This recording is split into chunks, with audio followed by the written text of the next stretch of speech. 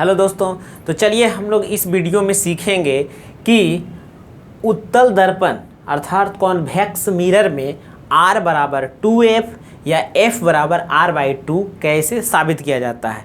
ये प्रश्न जो है काफ़ी भी आई है।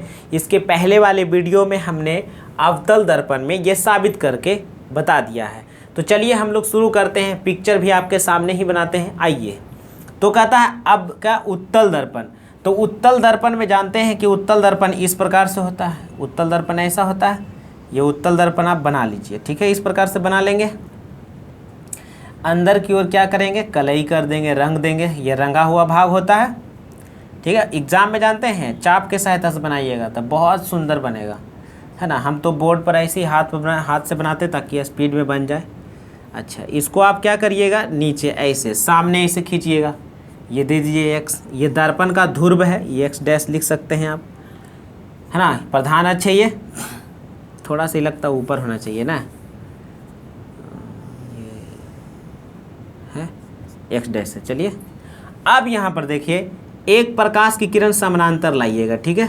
तो समानांतर इस प्रकार से लाते हैं प्रधान अक्ष के, तो यह जो है रिफ्लेक्ट को उधर कट जाती है। यहाँ पर थोड़ा सा हम स्केल का सहायता लेंगे। तो देखिए यहाँ पर ये आपतित किरण है ना। किरण को सीधा ले लेते हैं, पूरा एकदम पैरेलल ऐसे लीजिएगा, है ना।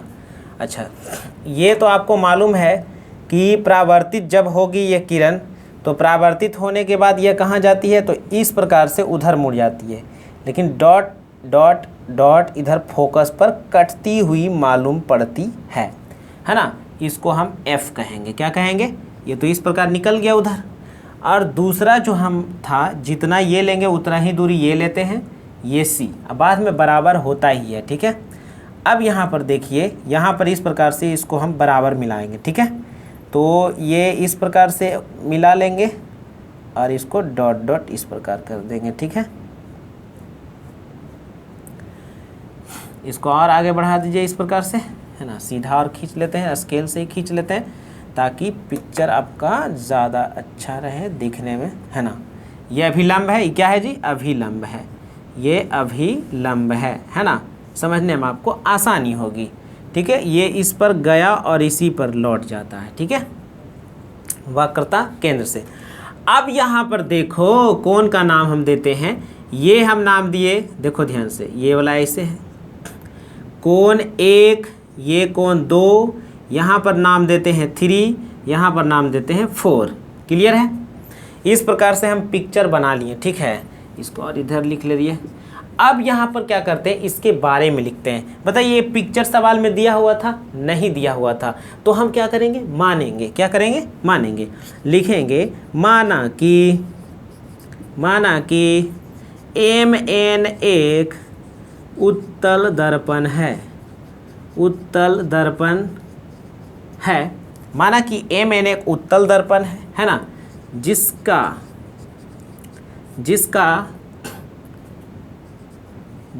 प्रधान अक्ष क्या होता है, PX यानी XP है।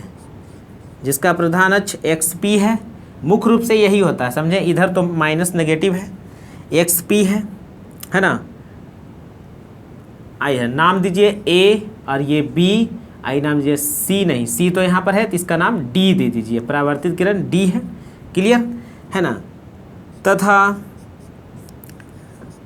आपतित किरण क्या है जी, AB। आपतित किरण AB और परावर्तित किरण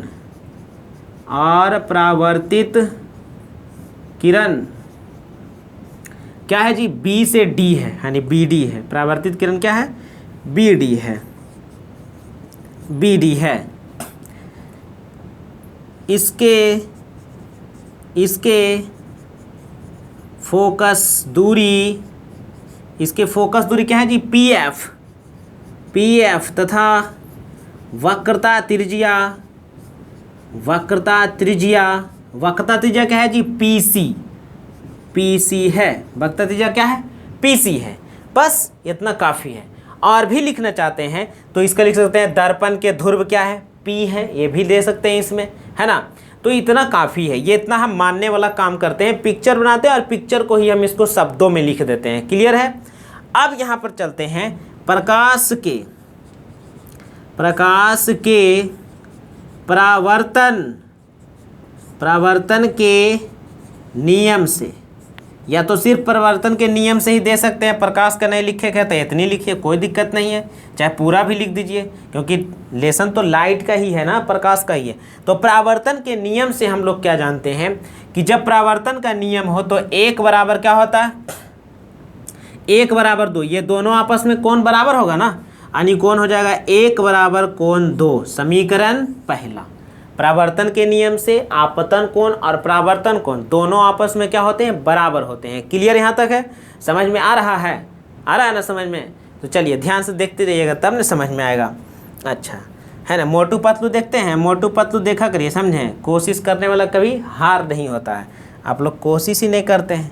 अगला देखिए ध्यान से, अब दूसरा जो है यहाँ पर हम चलेंगे, पुनः क्या चलते हैं कि 1 बराबर 3 है। अब देखो ध्यान से, 1 बराबर कोण 3 है, ठीक है। यह कैसे है जी, तो यह है शीर्षाभिमुख कोण से, शीर्षाभिमुख कोण से, है ना, शीर्षाभिमुख कोण है, कोण 1 बराबर कोण 3। देखो कैसे, देखो ये परपेंडिकुलर जो अभिलंब खींचा है ये ऐसे है ना, ये जो फोकस से कटा है वो ऐसे कटा है, ऐसी न है, देखो यह फोकस से कटा ऐसे, अभिलंब से ऐसे, तो ये कोण है 1, तो ये भी होगा कितना 3, तो 1 बराबर 3 है कि नहीं।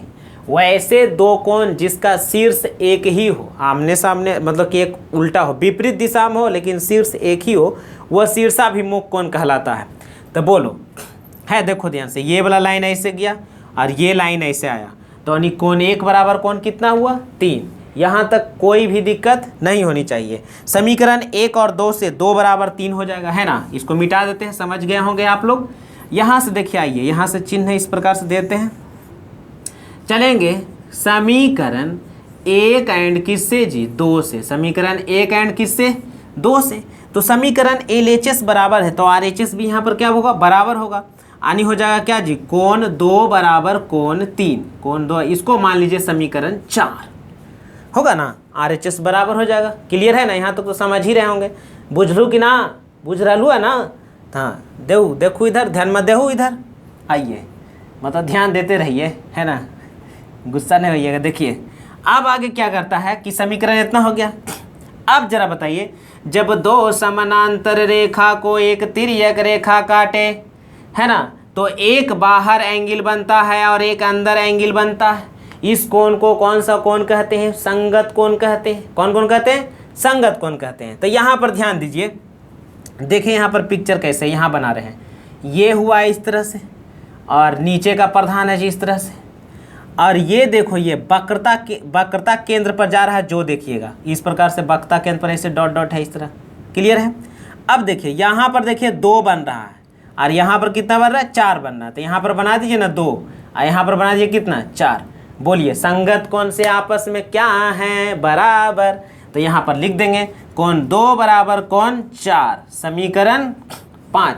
संगत कोण कौन कौन, संगत कोण है, कौन कौन है जी, संगत कोण है। कोई दिक्कत यहाँ तक, कोई दिक्कत होना नहीं चाहिए, होगा तो समझ जाइएगा, फिर दिक्कत होना नहीं चाहिए, समझे, इतना अच्छा तो बता रहे हैं। बताइए कोण 2 और 4 समझ में आया कि 2 और 4 कैसे संगत हुआ। यहाँ पर देखिए रफ में हम बना भी दिए हैं। अब बताइए समीकरण यहाँ पर किससे चल दो, समीकरण चलो 4 एंड किससे 5 से, समीकरण 4 एंड किससे 5 से। यहाँ पर देखिए 1 और 2 है तो यहाँ पर समीकरण 3 ना होगा जी, यहाँ पर समीकरण कितना होगा, 4 होगा।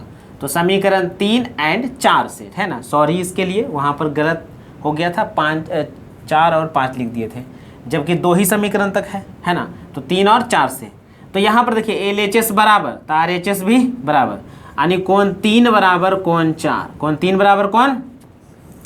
अब जरा बताइए, जब हमारे त्रिभुजवा में कोण 3 और 4 आपस में बराबर हो गया, तो ये जो त्रिभुजवा है कैसन त्रिभुज है, तो समद्विबाहु त्रिभुज है। समद्विबाहु माने 3 के सामने ये वाला भुजा और 4 के सामने ये वाला भुजा, दोनों भुजा आपस में बराबर होगा, है ना।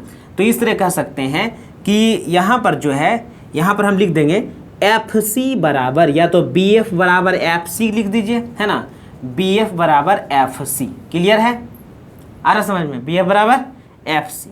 क्लियर है ना। इसीलिए त्रिभुज कौन सी है, त्रिभुज बी सी एफ, त्रिभुज बी सी एफ समद्विबाहु त्रिभुज हैं, समद्विबाहु त्रिभुज हैं। क्लियर है, दो भुजा बराबर हो गया तो समद्विबाहु ना होगा, और क्या होगा।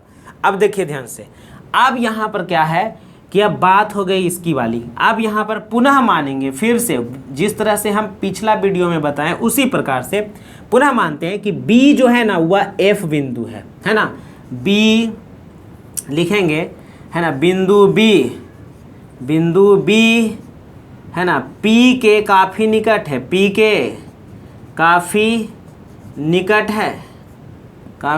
है। जब निकट है जी तो ये वाला और ये दोनों आपस में, बताइए, जब इसके नज़दीक है यानी B जो है P पर आ रहा है, तो ये BF जो आप देख रहे हैं वह क्या होगा, PF के बराबर होगा, इसके बराबर ना हो जाएगा। तो यहाँ पर हम लिख देंगे क्या कि ये इसके नज़दीक आ रहा है, तो हम कह सकते हैं कि BF बराबर PF, BF बराबर PF, BF बराबर कौन सी जी, PF कह सकते हैं। अब जरा तुम देखो यहाँ पर भी देखो, BF बराबर FC या BF बराबर PF, तो बोलो दोनों LHS है बराबर कि नहीं। समीकरण ज़्यादा नहीं लिखना, अब यहाँ पर समीकरण जो है 5 6 उतना मत करिए।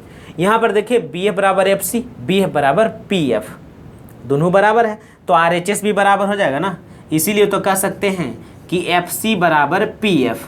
अब देखिए यहाँ पर आइए, इतना बराबर ये क्या, फोकस दूरी, क्या दूरी, तो ये भी हमारा F हो गया और ये भी हमारा F हो गया।